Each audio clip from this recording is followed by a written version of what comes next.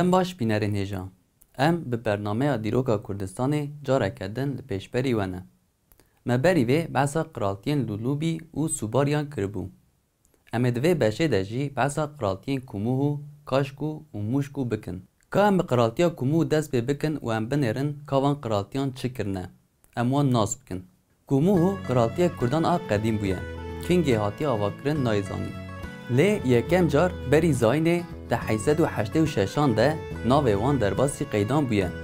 پایتخت وان ساموسات آنگو جیک لسم سورا نهایه. دهن قیدان ده مینا قرالتیا ساموسات جی درباس ده. ساموسات نهاد دبن بنداوا آتاتورک مایه.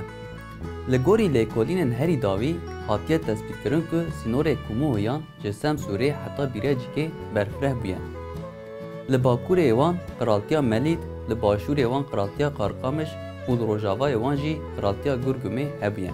در روجامه ایرو ده لموزه آرکئولوژیک آل مرشه سینور دنابرا گرگوم و کموه ده هاتیه خیز کرن.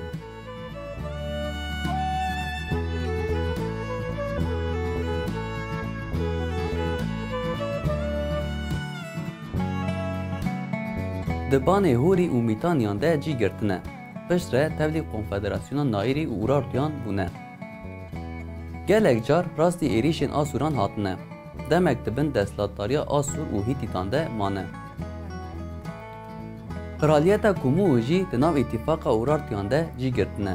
لهمبری آسوران سری هل ددن لیسار بونه دیمین سرلدان تتپسینه و پایتخت رادستی قراله به ناو موتالا دکه.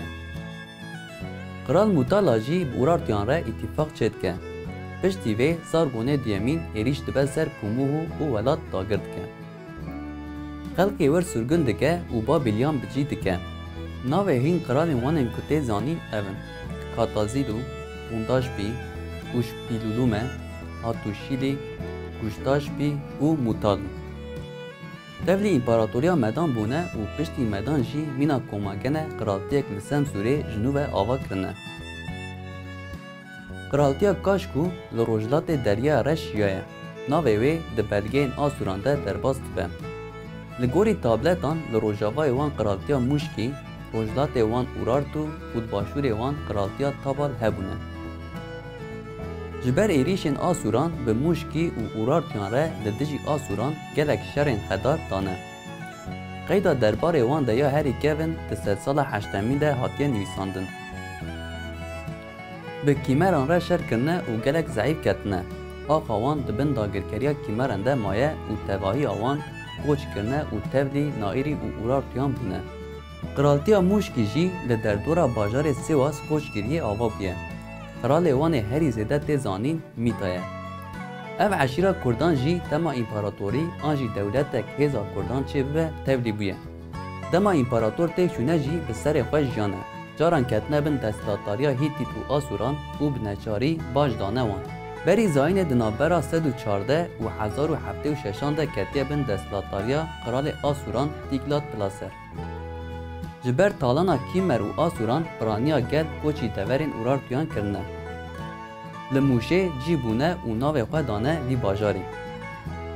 Wekî qiraltî û eşîretên Kurdan ên din dibin banê Hûrî, Mîtanî, Naîrî Urartu û Medan de cê xwe girtine. Belê temaşevanên hêja, em li vê derê jî gihîştin dawiya bernameya xwe. Em ê bi bernameyeke din û bi mijareke din careke din pêşberî we bin. Heta wê demê li benda me bin. Bimînin di nav xweşî û aramiyê de. Dem baş.